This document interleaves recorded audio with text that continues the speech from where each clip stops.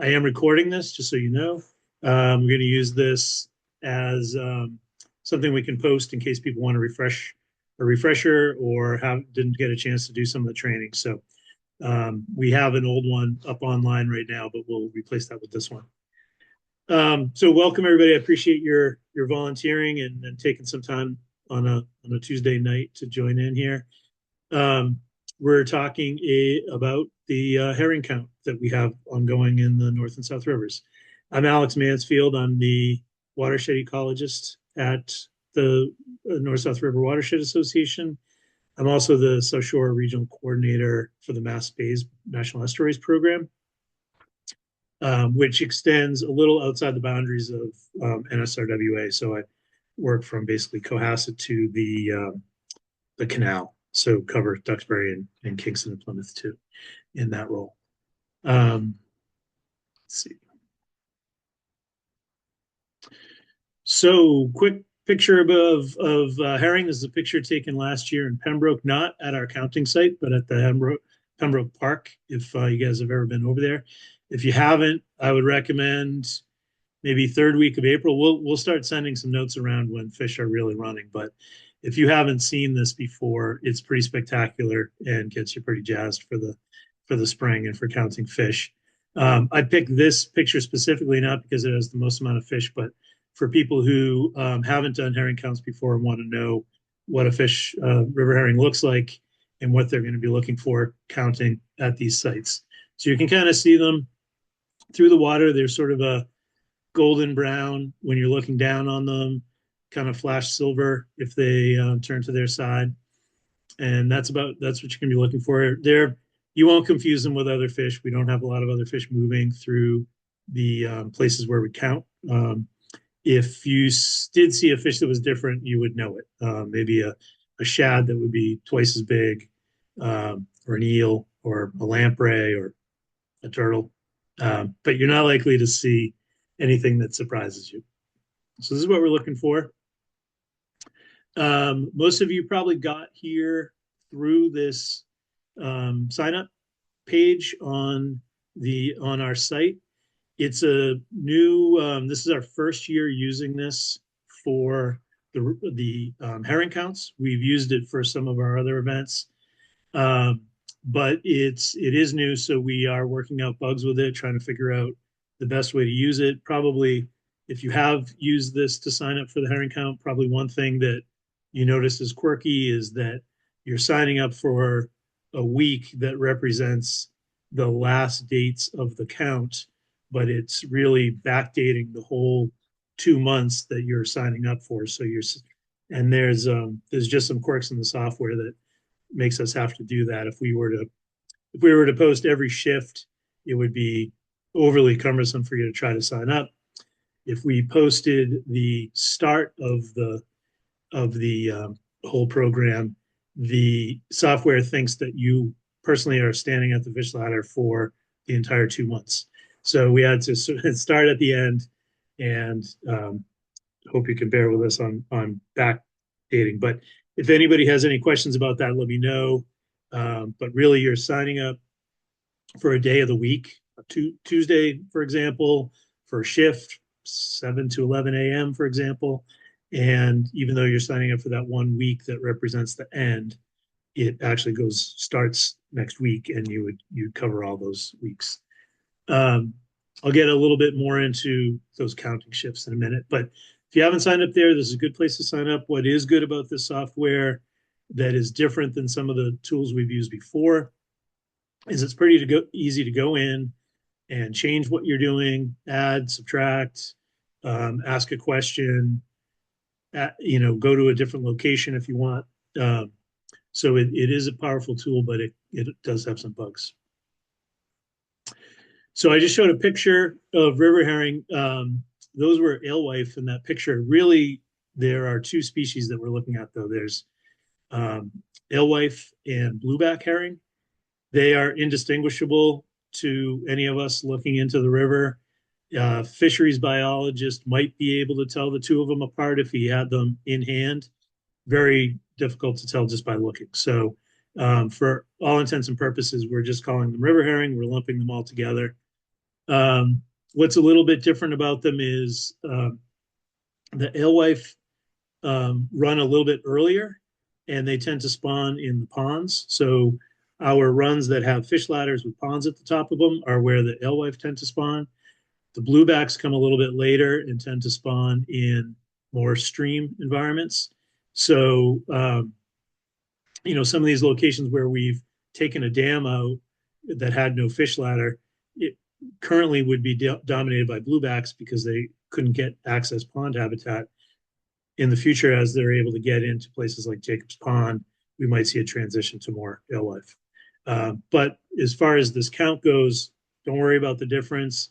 The thing you might notice is that there are a couple of pulses, alewife first and then bluebacks later. And we'll try to keep you up to date on those things. This is not to be confused. This is a note that my predecessor, Sarah Grady, who a lot of you probably know, had left in this slideshow, just to say that these are not the same as Atlantic herring, which you might hear about fisheries for Atlantic herring offshore. These are different species that we're talking. If anybody has any questions along the way, feel free to jump in or raise a hand in the Zoom chat here, or whatever makes sense. Just a little river herring life cycle there. They spend about 2 to 3 years growing up in the ocean. They then come into spawn in our fresh waters in April and May. Similar to salmon in the Northwest, they're running upstreams into fresh water where they spawn in lakes and streams. They spawn little eggs, and then which hatch out to be little tiny fry, which then leave in the late summer and fall and start the cycle all over again. You may see the fry going out in near the end of the summer. We don't do counts for those because they're very, very difficult to count. But we do try to keep track of it. Why are they important? A couple things. They are definitely sort of a key food web item. Striped bass eat them, blue heron eat them, basically everything eats them. And they were at one time a human resource too. There's a moratorium on take right now. It has been for 10 years or so. But they are a big part of our coastal systems. And we also think of them as indicator species. So, if you have poor herring returns, you probably have something wrong with your river, whether that is dams obstructing their spawning grounds or poor water quality, low flow related to drinking water consumption. If you have strong runs, it's usually a good indicator that you have healthy rivers. And then just sort of more of that food web. Once they're back in the ocean, they continue to be food for everything.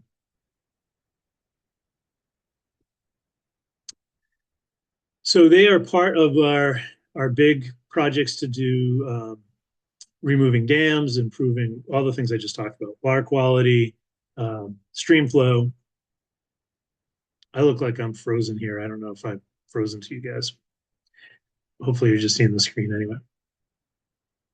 And they are part of a bigger effort. So we are running these 5 locations where we do the counts, but there are similar counts going on in Plymouth, on the Cape, all up and down the coast that Division of Marine Fisheries keeps track of. So the data that you're collecting is going into, we collect it, compile it into a database, submit that to the state.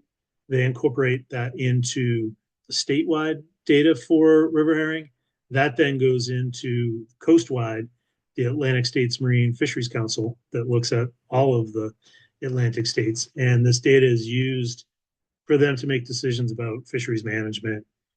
So that, some of the things like leading to the moratorium on take and hopefully eventually lifting of that, but and then regulations on offshore fisheries. So the data that you're collecting really is used and is important. So getting onto the scheduling again, they generally run from late March to the end of May. In Pembroke, the Herring Brook run, we actually started the count last Sunday. So if you're signed up there and you didn't get a chance to do the training yet, um, that's fine. Jump in when you're ready, and we'll go through some slides for each of the locations pretty soon. But basically, so when you signed up for a location, you signed up for a time block, 7 to 11, 11 to 3, 3 to 7.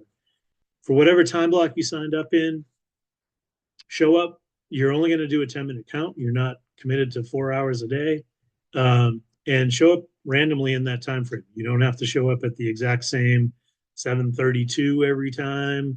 Just show up in that time block. In fact, there's some value to randomness in the whole statistical analysis of all this. So show up when you're available, and you're going to do your 10-minute count.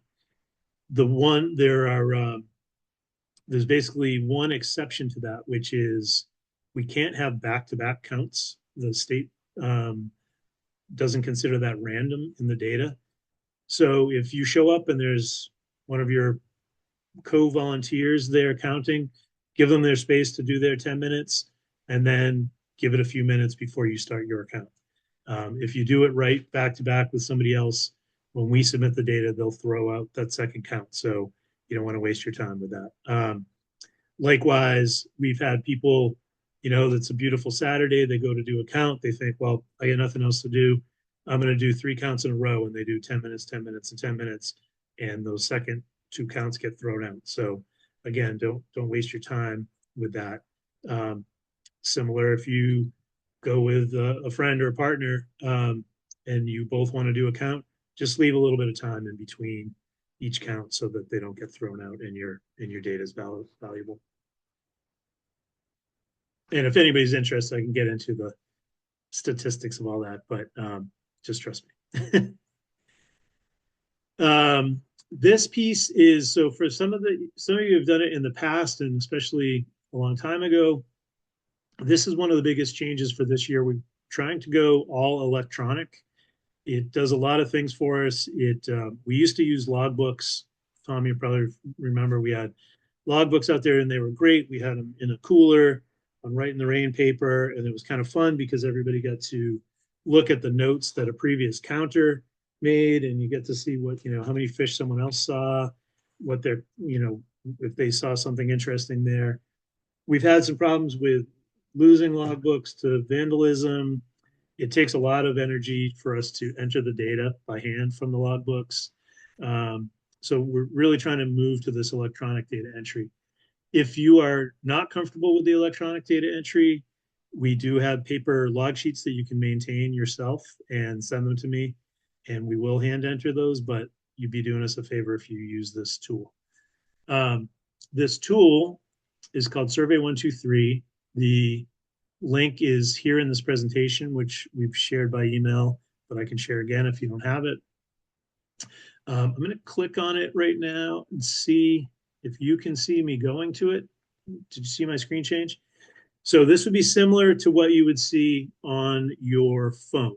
You can do either, you can download this Survey123 app and use it, but you don't have to. It will also bring you to just this web link. So I'm just going to open it in the browser where you don't have to sign in. You don't have to have an app installed on your phone.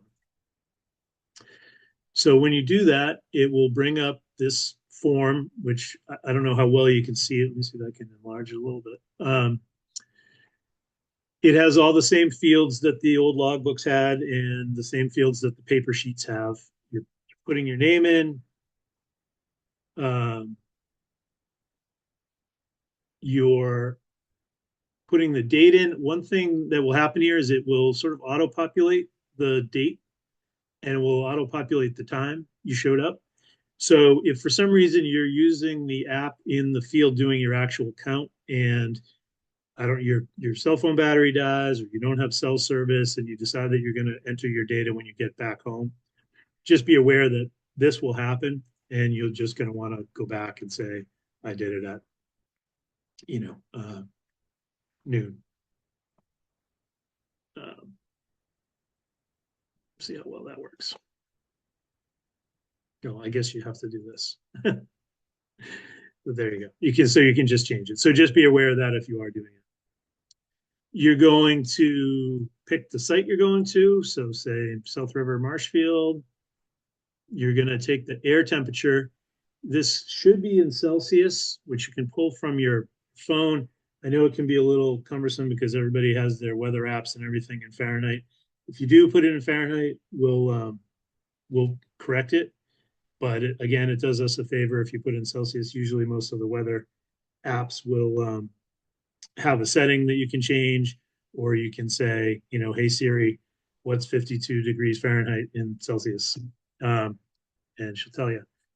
The water temperature, this is one we are going to skip this year. In past years, we've had a thermometer hanging there. You put in the river. This year, because we're looking for more data, I have continuous loggers in all of these streams. So we're getting data, collecting data all the time, and we'll import that into this. So you can just skip that. The weather information are just drop downs, and it's really for just cloud cover and precipitation. So I'm looking out my window right now.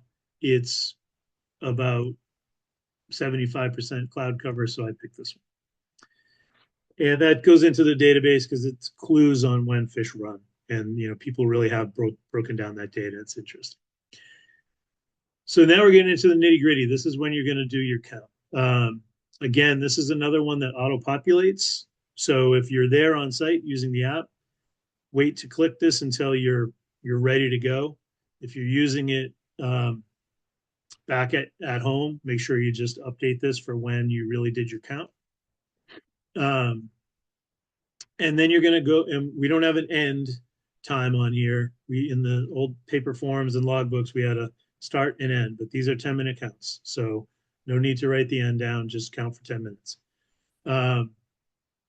10 minutes. So this is where the fun happens. So you're standing there, and I'll talk a little bit when we show pictures of the sites, but you're going to be looking into your counting site, and you're going to stay focused and count for 10 minutes. 10 minutes is way longer than you think it is when you're staring at the water.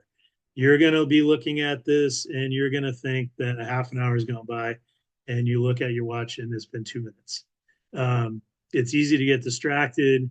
It's easy to think you haven't been there for 10 minutes. I usually set a little alarm on my phone, or my watch. It's helpful.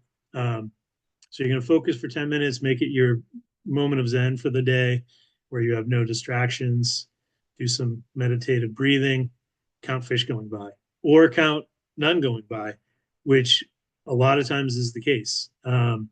Zeros are data too, and they're really valuable data, just like any of the other counts are.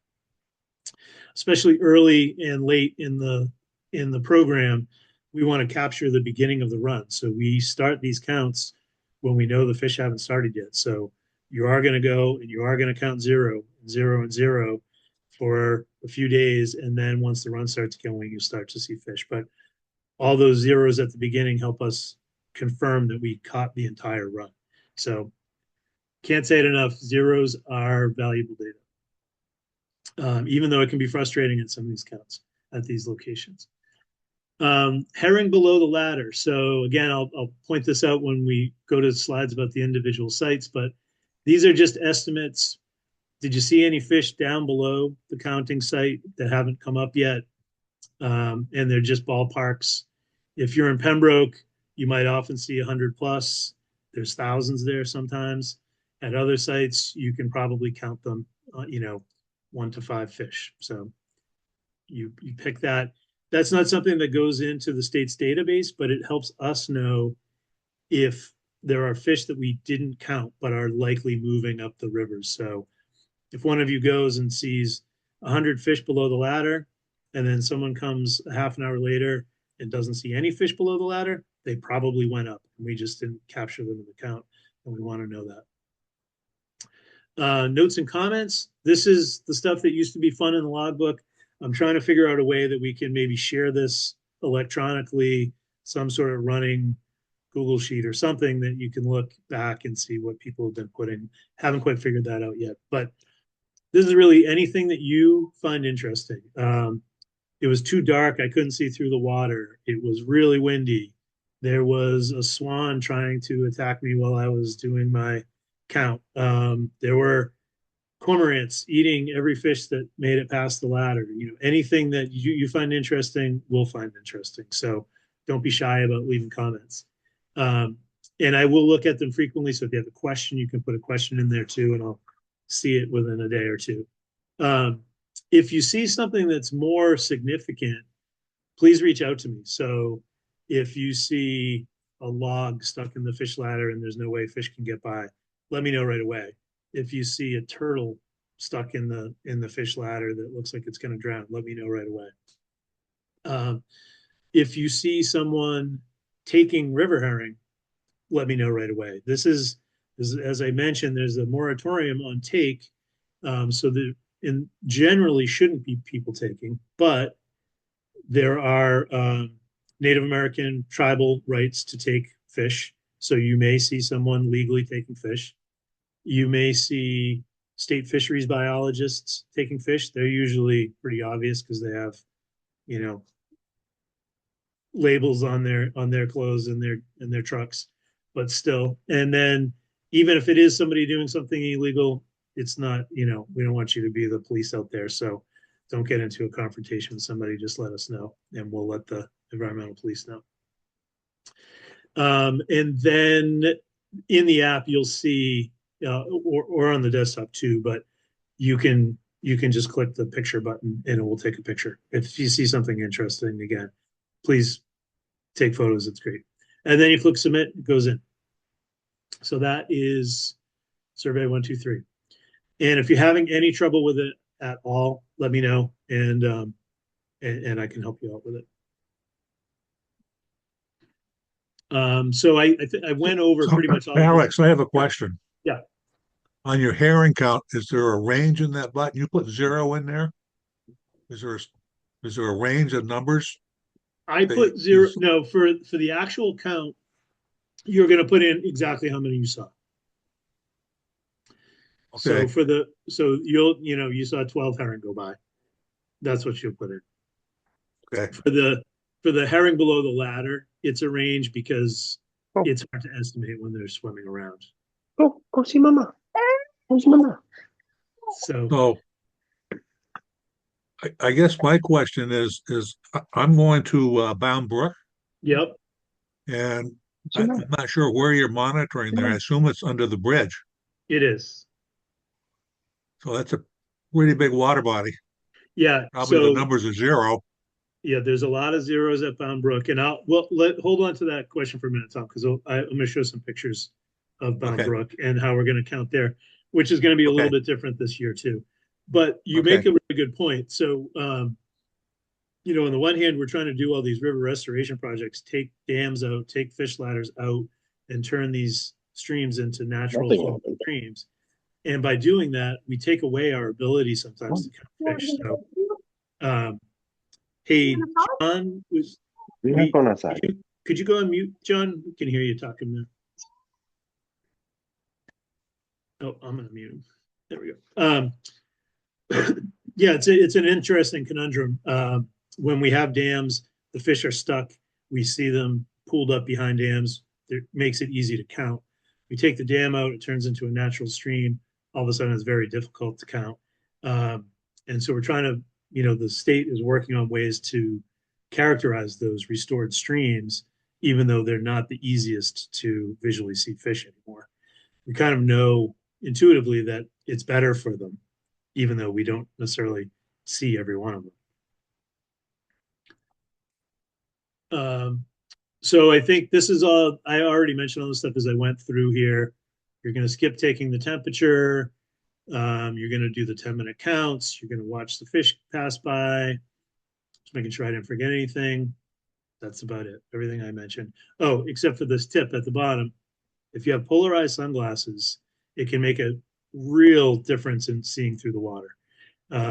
Polarized sunglasses, they can be expensive, but you can get a pair at the gas station for 10, $15. Just look for the sticker that says polarized on them.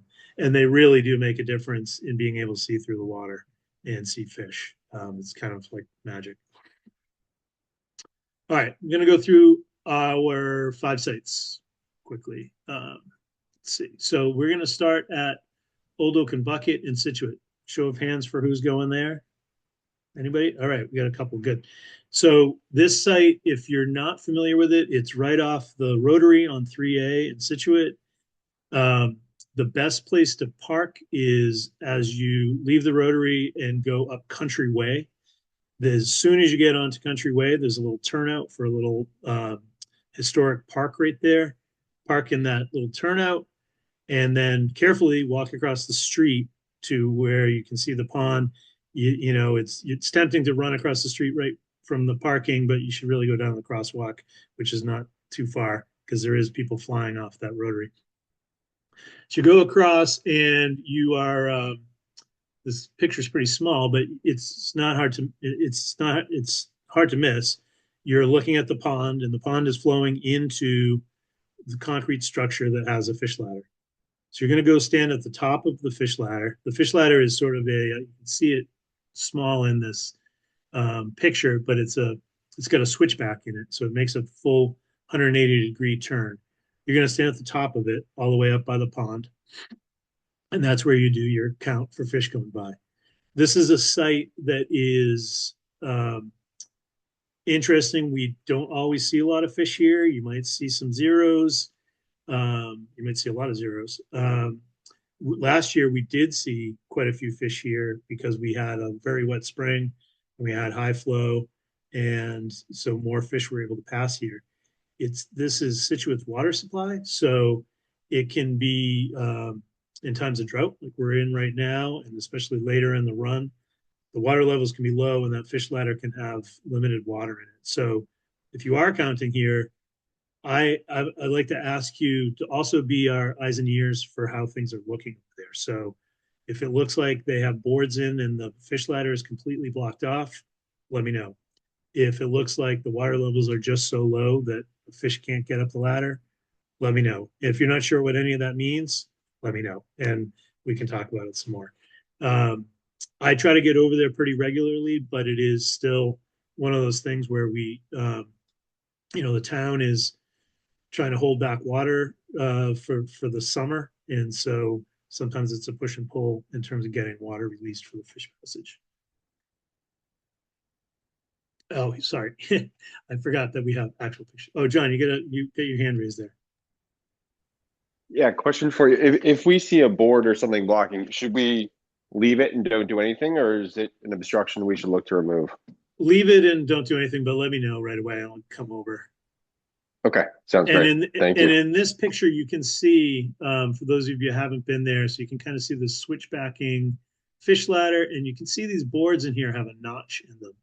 And that is so that the town can hold back as much water as possible, but then have this notch that the fish swim through.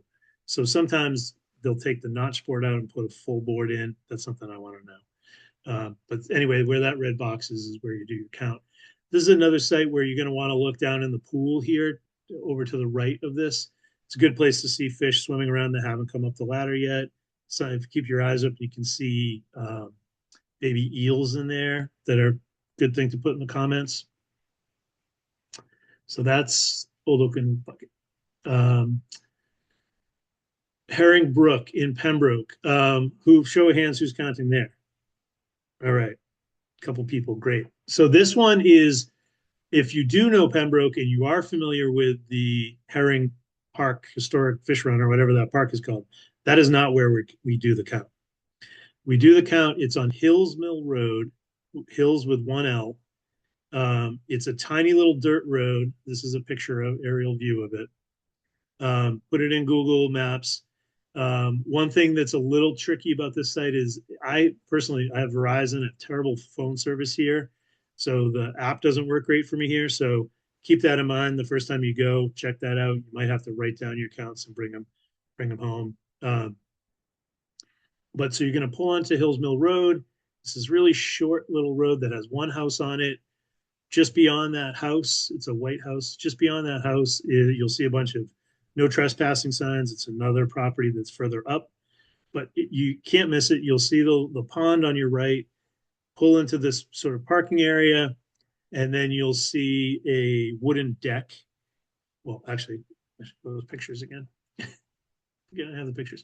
Well, this doesn't really show the whole scene, but there's a wooden deck, and you can stand on the deck or you can stand on the other side of the fish ladder, but you'll be at the top of this long fish ladder. This is actually a slightly old picture. It's reconfigured a little bit now, but it's basically the same. This and there's an electronic, the state has an electronic counting device in here. So it's a little bit different. You'll actually be counting. I should update this picture, but you'll be counting a little past where these bars are, and it's a very easy place to count. There's a stainless steel, just like all the stainless steel and aluminum plate, so you can really see the fish going by as they come out of the electronic fish counter.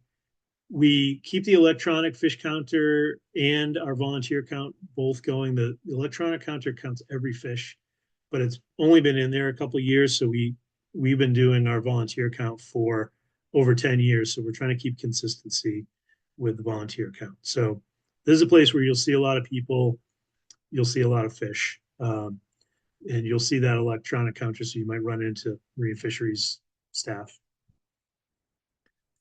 I joked about a swan attacking you while you do your fish count. This site does have some aggressive swans. It tends to be a little bit later in the spring when they have chicks in the pond. They're mostly all bluster, but they do come across the pond and they can be pretty intimidating. We put up a little railing 2 years ago that seems to keep them from actually coming up onto the parking lot and being aggressive, but do keep your eyes open for that. Don't get in a fight with a swan. South River Veterans Park. Anybody who's going over here? Anybody doing Marshfield? All right, great. Thanks, John. This is going to be an interesting site. Do you live in Marshfield, John? Have some. Oh yeah, we got some other. I also have a question from Megan. What's your question, Megan? No, maybe no question. I'm just telling you, I'm at South River. Oh, great. Yeah, thank you. Sorry. Yeah, so the South River site is going to be an interesting one this year. There used to be a fish ladder there. We used to do very similar to all the other sites I've talked about. The site is currently under construction for a dam removal project. So if you've driven by there recently, it's all torn up. There's fencing, construction fencing all around it. There's a lot going on there, and the fish ladder is gone. That came out in January. The whole dam is gone. So you won't be able to do the count there anymore, but we don't want to miss the opportunity to count during the construction. They went to a lot of effort to build this huge bypass channel that allows them to work at the dam site while still allowing fish passage. So this was a huge extra amount of work for the construction crew to do this, but it allows fish to go by, or hopefully will. So what you're going to do to count here is you can park at Walgreens, is the best place to park across the street. Take the crosswalk across to the 3A bridge, and when you're standing on this picture is taken from the 3A bridge. When you're standing on the bridge, just look down into this exact spot, and hopefully we'll be able to see fish going up this bypass channel across these rocks here. The flow right now is really high. It's hard to see. I'm hoping that comes down some and we'll be able to see. But it's another one where looking in the pool below the channel will be interesting if you can document any fish there. And just do your best for counting going by. It's definitely going to be a tricky one, but it's something we want to do. We're not allowed access on the construction site, so just be careful of that. The construction crews, super nice guys. If they see you there, they'll be happy to talk. You can ask them what's going on, but there's a lot of construction going on there. So, and just if anyone's having trouble there, just let me know, because it's definitely going to be a learning experience there. Third Herringbrook. Anybody going to Third Herringbrook behind Hanover Mall? Anyone?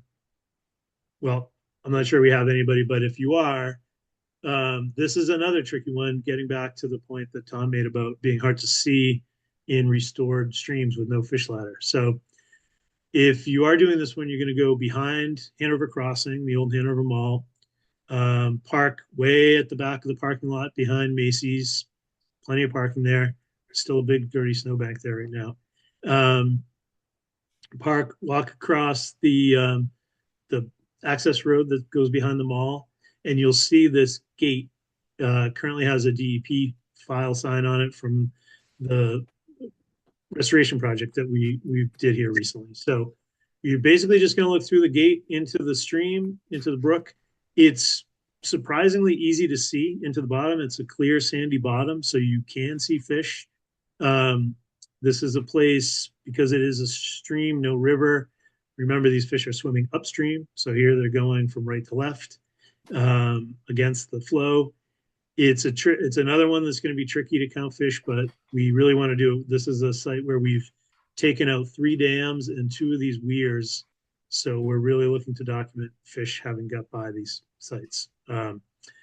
Site is 2 minutes away from our office, so if you have any issues here, or if you just want to talk about something, give me a call and I'll just come over, because we're right behind there. And last but not least, Bound Brook, Mordecai Lincoln Road. Another restoration site where the dam came out. There was an old fish ladder here. And so, Tom, you're familiar with this site, right? You were asking about the bridge. So it's so we used to, so is anybody else counting here? No, maybe Mariel, you might be going there. Yeah, it's a tough one. We don't usually see a lot of fish here. We are still trying. We don't have good coverage here. So if you do think you might want to do it, it would be great to stop by occasionally. There's not good parking. There's this little turnout right here that has a big no parking sign, so don't park there. You kind of go up Mordecai Lincoln Road a little bit, park on the side of the road, and then walk back. We used to walk around into the brush down basically under the bridge. And that's because we were taking the temperature and we had the logbook down there and all those things. Now that we've gotten rid of the logbook and the thermometer, I think the best thing to do is just stand on the bridge, and you'll be able to look straight down into Bound Brook and potentially see fish going by. It is, like I said, a tricky site, but you can see pretty well, especially with some polarized glasses, especially on a sunny day. So give it a try. If you're having trouble with it, again, just let me know, and we can talk about ways to improve it. So Alex, you want on the upstream side of the bridge? Upstream side of the bridge is the easiest way to see. Yep. And Okay. it's pretty well channelized going through the bridge there. So it's wide, like you say, but it's shallow. And, you can see pretty well from there. Okay. And that's it. The last thing is just that at the end of that presentation, which is available on the volunteer local sign up, if you do want to use a paper copy for your own records, you can print this out and use this instead of the app. And you can either enter into the app later or send it to me, and we'll enter the data. So that's really it. A lot of information, a lot of sites. Thanks for sticking with it. Anybody have any questions on all of that? I have a question. If we just happen to be out for a drive Yeah, and we pass at one of these counting locations, can we just pull over or pull in, do a quick count, and just make a note of it, even though it's not something in one of the locations we signed up for? absolutely. Thank you for asking that, because yes, I meant to mention that we do not have we don't have full coverage at any of the sites. So yeah, anytime you want to go back to the site you're signed up for, you want to go to a different one, other than other than crossing paths with someone who's already counting, go for it. It's very unlikely that we're going to have too much data.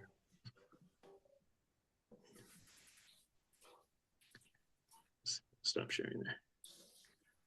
Anybody else have any questions? Nope. I can't hear you. I think you're muted, Mariella. I'm good. So I did go on the website the other day. I saw just what you were talking about with with just had the last weeks, right? Yeah. There will be one of those 3 time slots. So but we should be able to do that. And then we should stick with that time slot for the whole Yep. time. Yep, Okay. exactly. Yeah, I know it's a little counterintuitive to start at the end and work your way back, but it's better for everybody. Mhm. Great. Sorry, I look like I've been frozen this whole time. I don't know what happened. Oh, Hey, and now- Alex. Yep. What if we've signed up for a time and we don't make it one day? Do we need to let you know if we didn't get there? It wouldn't hurt to let us know. It's certainly not the end of the world. People have appointments, whatever. It's not a problem.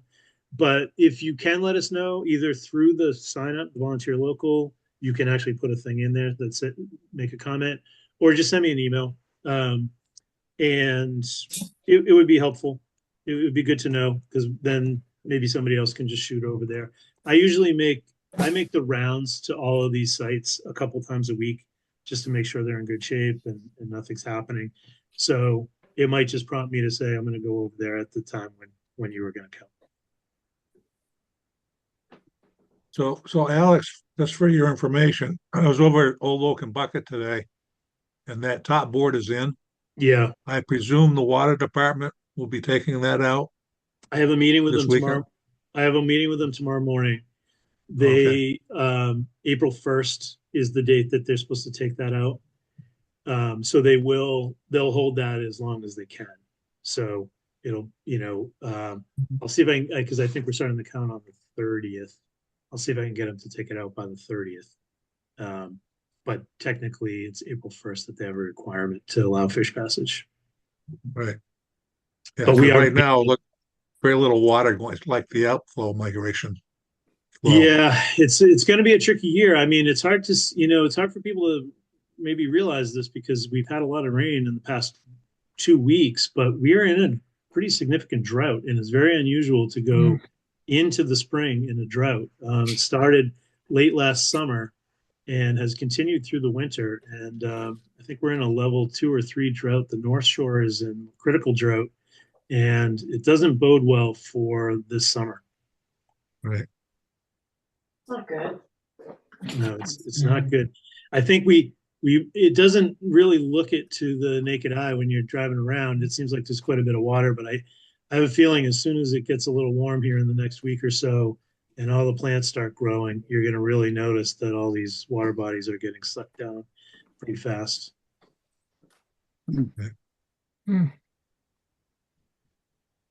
Great. Well, thanks everybody. Again, if you don't know it, my email is alex@nsrwa.org. You would have gotten some confirmation emails from Ernie, who's our citizen science coordinator. Ernie's great. So he'll respond to you right away if you have a question. If he doesn't know the answer, he'll send it to me, and I will. You can feel free to call me anytime. I like to know what's going on, so it's never a bother to be getting emails or phone calls or whatever. All right. Thank you very much. All right, appreciate it. Thanks, everybody. All right. All right, take care. Thanks.